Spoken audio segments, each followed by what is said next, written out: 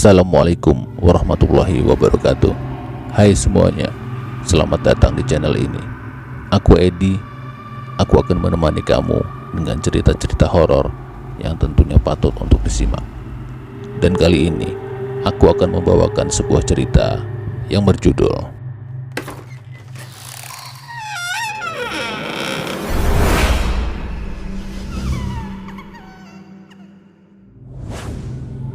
Sebelum kamu dengerin ceritanya, ada baiknya kamu subscribe dulu channel ini, like dan komen, serta klik tombol loncengnya agar kamu dapat notifikasi setiap aku buat video baru. Tanpa berlama-lama lagi, langsung saja kita simak ceritanya. Desa Windu Alit. Sebuah desa terpencil yang jauh dari sosok hiruk-pikuk perkotaan. Pemandangan indah Gunung Merapi selalu setia menemani pagi setiap warga di desa ini. Sama sekali tidak ada yang istimewa di tempat ini. Bahkan desa ini masih jauh dari kesan modern. Rumah-rumah di sini masih dibangun dari kayu. Bahkan listrik pun baru masuk beberapa tahun yang lalu. Itu pun hanya cukup untuk lampu-lampu rumah. Wajar saja untuk keluar atau masuk desa Windu Alit, kami harus melalui jurang sejauh ratusan meter. Kendaraan bermotor hampir mustahil mencapai desa kami. Namun warga desa ini sudah terbiasa memenuhi kebutuhan hidup dari hasil bercocok tanam. Uang, maaf saja, benda itu tidak terlalu berharga di sini. Namaku Sekar, hanya perempuan biasa yang masih menumpang hidup dari orang tua. Keseharianku layaknya wanita desa biasa, memasak, mencuci baju di sungai, menimba air, dan kadang membantu di kebun bapak. Bu, Sekar ke kali sebentar nyuci baju ya, pamitku pada ibu. Ya, jangan lama-lama, jawab ibu. Aku mengangkat cucianku segera menuju sungai. Semua hal di desa ini terlihat biasa saja, selain sebuah pantangan yang harus dipatuhi oleh warga desa ini, yaitu untuk tidak memasuki satu tempat terlarang di perbatasan desa. Warga menyebutnya tempat itu dengan nama Alas Mayit. Dek Sekar, mampir, ucap Bu Retno yang sedang bersih-bersih di teras rumahnya. Je Bu, tak nyuci baju dulu, jawabku sekedarnya. Warga di sini memang sangat ramah. Hampir setiap berpapasan, kami selalu memberi salam atau sekedar berbincang basa-basi. Duh, Mas, iki piye? Terdengar suara wanita berbisik dari balik perpohonan. Tanpa sengaja sedikit, perkataannya terdengar olehku. Ah, kok bisa tadi koyong ini? Terdengar suara seorang pria membalas ucapan wanita itu. Aku mencoba menghampiri, namun seperti sadar akan kehadiranku, mereka segera berlari meninggalkan tempat itu. Ya sudahlah, aku juga tidak tertarik dengan urusan orang lain. Aku menyiapkan pakaianku dan segera mencucinya di sungai. Tak jauh dari tempat itu juga terlihat beberapa ibu-ibu sudah terlebih dahulu sampai di tempat ini. Sekar kesiangan ya? Tanya salah satu ibu di sana. Nje Bu, ibu tadi nyuruh bantuin masak dulu, jawabku. Ya wes, tak pamit duluan ya Sekar, lanjutnya lagi. Nje Bu, ngatos-atos. Satu persatu ibu-ibu meninggalkanku di sungai, sampai akhirnya hanya aku sendiri. Segera aku menyelesaikan cucianku dan kembali ke desa. Sekembalinya dari sungai, desa terlihat begitu sepi. Namun samar-samar terdengar suara ramai dari balai desa. Aku segera menghampiri ke sana. Dan apa yang kulihat benar-benar bukan pemandangan yang biasa. Seorang wanita, itu Laksmi. Ia tersungkur di tanah dengan tubuh penuh luka, seolah dipukuli dengan sangat keras. Iki anakmu Mas, anakmu, tangis Laksmi sambil memohon kepada lelaki yang telah memukulinya itu. Perempuan brengsek, ucap lelaki itu sambil mencoba menghantamkan tinjunya lagi ke arah Laksmi. Namun segera ditahan oleh warga. "Jangan menjelek-jelekan suamiku. Tidak mungkin suamiku mau dengan pelacur seperti kamu," ucap istri dari pria tersebut, Aswangga, sang juragan ternama di desa ini. "Sudah, bunuh saja," teriak salah seorang anak buah Aswangga memanaskan emosi warga. "Jangan Pak, bicarakan baik-baik dulu," ucap salah seorang warga. Sekali lagi pukulan yang keras menghantam Laksmi, dan wanita itu hanya diam berlutut sambil melindungi janin di perutnya. "Sudah Pak, sudah, jangan sampai ada yang mati. Kalau terpaksa, usir saja dia dari desa ini," ucap kepala desa yang merasa takut dengan pengaruh Aswangga dan anak buahnya yang terlihat beringas.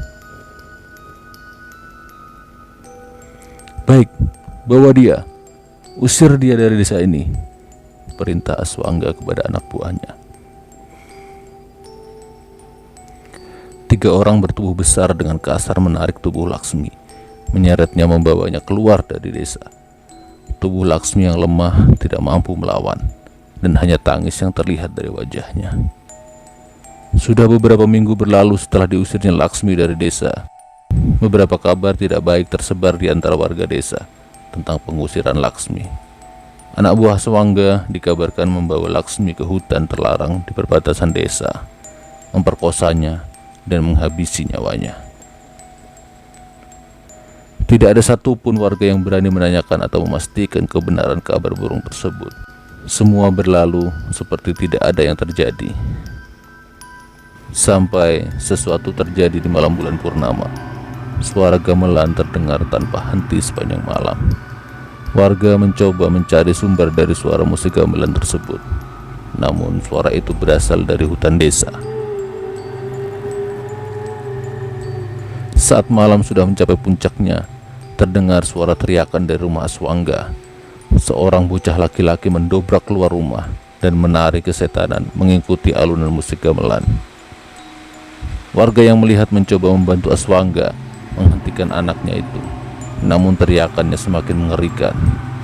Bocah itu tertawa, memutar kepalanya ke belakang hingga mematahkan lehernya. Aswangga mencoba menghentikan, namun tetap saja tidak mampu menahannya. Dalam kondisi seperti itu, bocah itu tetap bergerak menari dan berlari menuju hutan. Warga ramai-ramai mengejar. Suara gamelan terdengar semakin cepat hingga sosok anak itu menghilang di tengah kegelapan hutan, bersamaan dengan hilangnya suara gamelan yang berbunyi semalaman. Pencarian tidak mungkin dilakukan di tengah malam, apalagi dengan penerangan yang seadanya. Akhirnya warga berjanji membantu Aswangga mencari anaknya di pagi hari. Pagi menjelang, warga bersiap dengan peralatan seadanya untuk membantu Aswangga mencari anaknya. Namun sebelum masuk ke dalam hutan, terlihat sosok badan tergeletak di mulut hutan dengan tubuh yang mengenaskan. Kepala, tangan, dan kaki tidak menyatu dengan tubuhnya. Itu adalah jasad bocah yang menari kemarin, anak dari Aswangga. Warga sangat panik. Terlihat dengan jelas raut muka gelisah di wajah anak buah Aswangga. Namun ternyata ini baru permulaan. Setiap purnama terdengar suara gamelan dari dalam hutan, dan satu persatu warga desa akan menari seperti kesetanan menuju hutan, dan dipastikan jasadnya akan muncul di mulut hutan pada pagi hari. Kami menyebutnya kutukan ini dengan nama Gending Alas Mayit.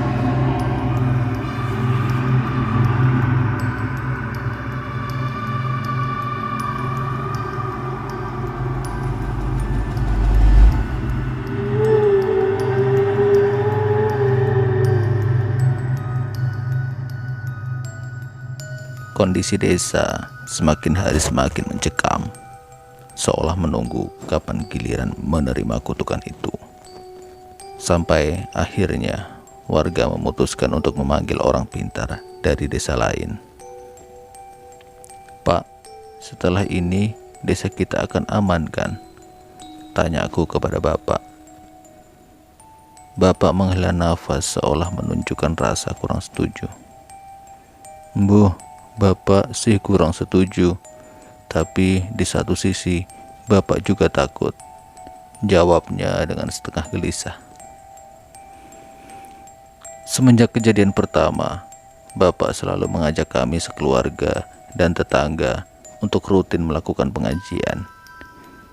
Hal ini tidak cukup untuk menangkal kutukan ini.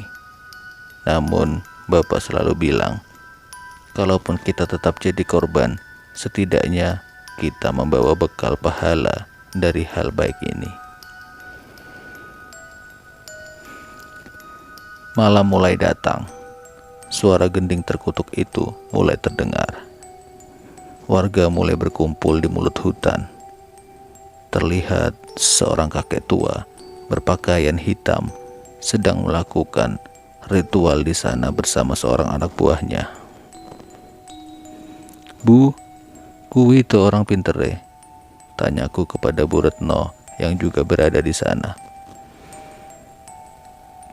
Iya Sekar, kok kelihatannya menyeramkan ya? Jawabnya.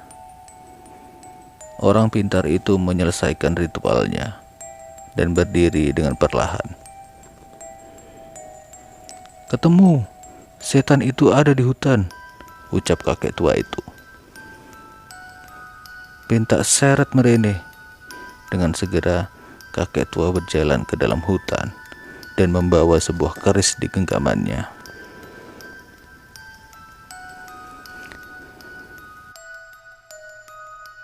Rasa tegang meliputi seluruh warga yang menunggu di mulut gua. Cukup lama, sampai akhirnya suara gamelan perlahan menghilang dari pendengaran kami. Pak, gak kedengaran lagi. Apa mbahnya berhasil? Tanyaku kepada bapak. Bapak tidak menjawab. Namun aku melihat bapak sedang membacakan doa-doa, seolah belum yakin semua akan aman.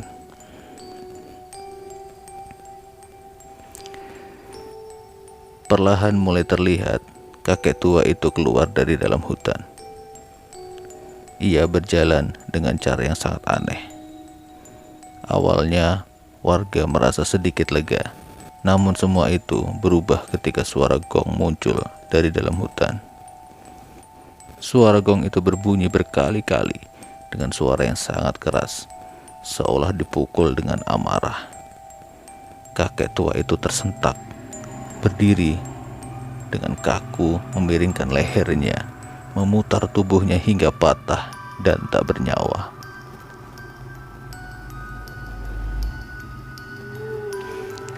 Warga panik dan berteriak.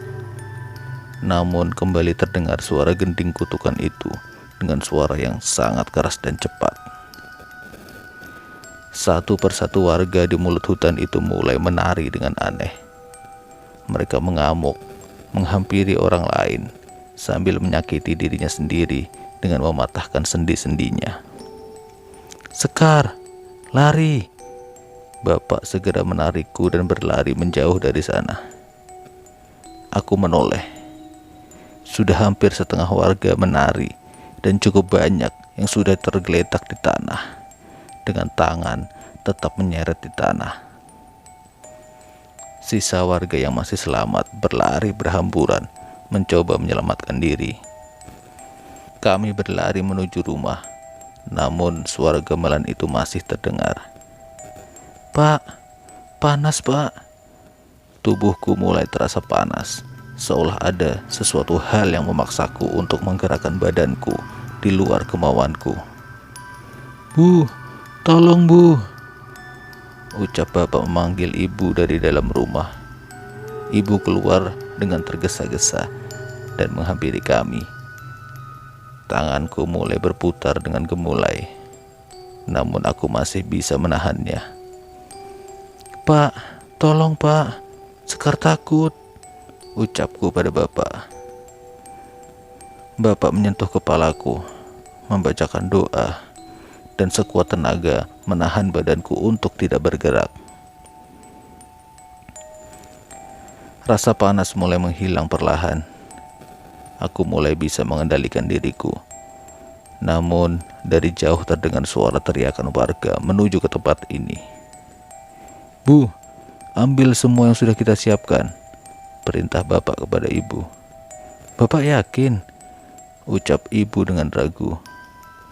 "Yang kita takutkan sudah terjadi, gak ada lagi pilihan," ucap bapak sambil memandang wajah ibu.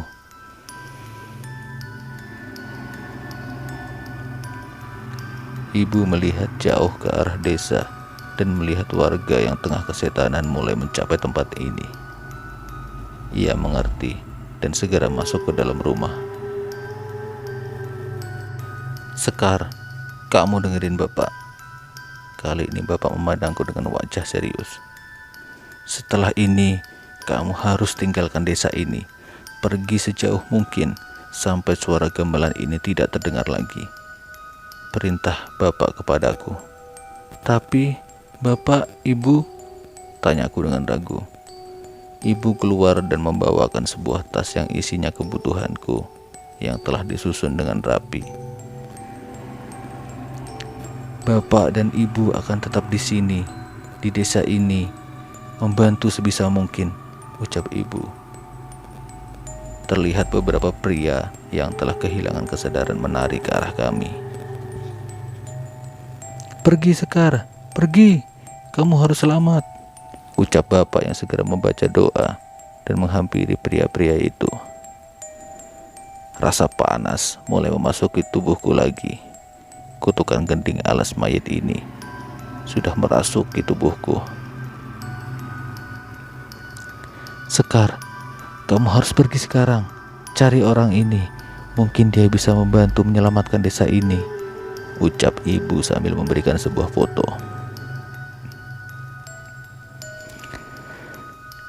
Aku tak tahan lagi dengan rasa panas ini. Aku memeluk ibu erat-erat dan segera berlari menjauh dari suara gending ini. Gelapnya malam membuatku terjatuh beberapa kali. Aku tak peduli. Yang penting aku harus menjauh dari suara ini.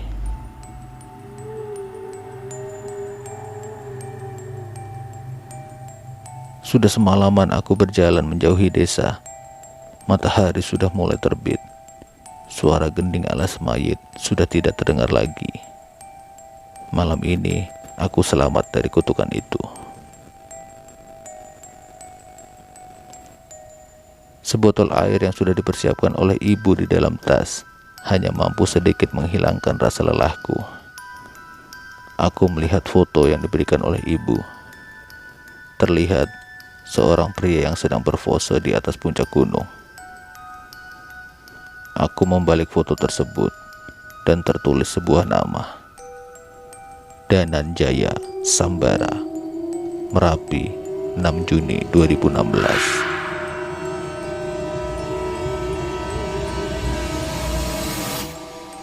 Kisah kembali ke Agustus 2009.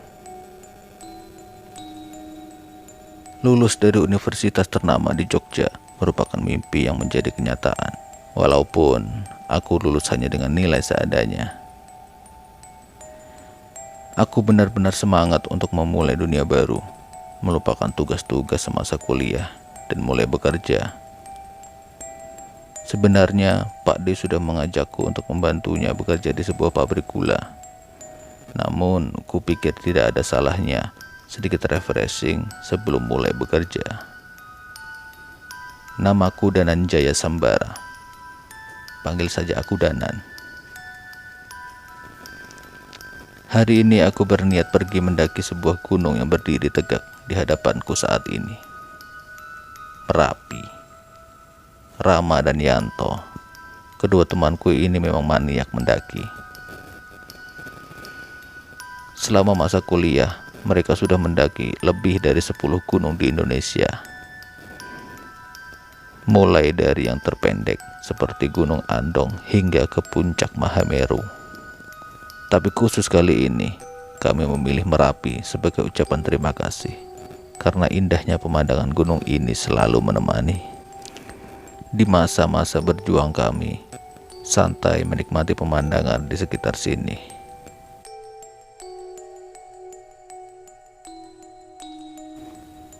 Danan, kamu kan katanya bisa lihat lembut. Gak takut naik gunung begini? Katanya di gunung banyak, tanya Rama dengan nada iseng. Halah Ram, makhluk halus itu di mana-mana ada. Kalau ada, biasa ya kayak ngelihat orang asing aja, jawabku. Udah mau maghrib, jangan ngomongin yang enggak, ucap Yanto dari belakang. 1 jam perjalanan mengantarkan kami ke pos 1, Selok Kopongisor. Untung saja langit belum gelap, sehingga kami bisa melihat pemandangan beberapa gunung di sini. Setelah sedikit mengambil nafas, minum, kami melanjutkan perjalanan lagi. Berharap sebelum tengah malam kami sudah bisa sampai di Pasar Bubrah dan bermalam di sana sebelum menuju puncak. Tak terasa langit mulai gelap. Kami mengenakan perlengkapan untuk menerangi jalan yang kami tempuh. Aku melihat sekeliling. Nampaknya ada beberapa makhluk yang mengawasi kami. Danan, diam aja. Gak usah cerita kamu lihat apa, ucap Rama memperingatkanku. Tak beberapa lama hujan mulai turun dengan derasnya. Jarak pandang menjadi sangat terbatas. Namun kami terus berjalan mengikuti jalur yang sudah terbentuk.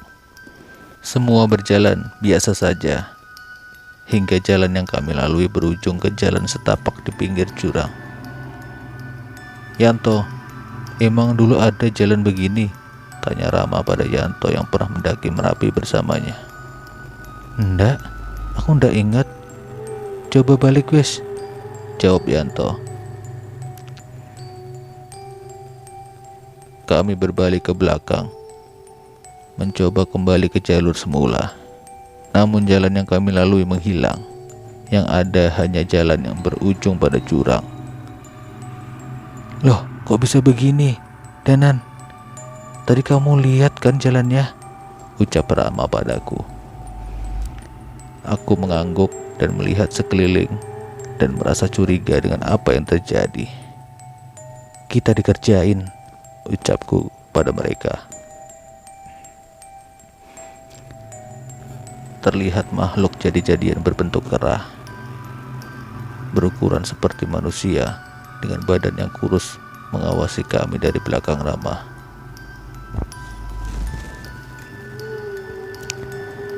Aku membacakan beberapa doa dan mantra pelindung, berharap bisa menghilangkan kami bertiga dari pengaruh gaib ini. Jalan yang kami lalui terlihat kembali, dan jalur yang kami lihat sebelumnya berubah jurang yang dalam. Namun sepertinya yang kulakukan memancing perhatian makhluk-makhluk lain. Sepanjang jalan yang kami lalui dipenuhi oleh makhluk halus penunggu gunung ini. Lari Danan, kita balik ke bawah, teriak Rama. Secepat mungkin kami berlari meninggalkan jurang itu. Namun kondisi tanah yang terlalu licin mengamburkan pijakanku, menjatuhkanku ke sebuah jurang yang dalam. Danan, Danan, teriakan Rama terdengar dari jauh. Namun suara itu sayup-sayup menghilang bersama dengan kesadaranku.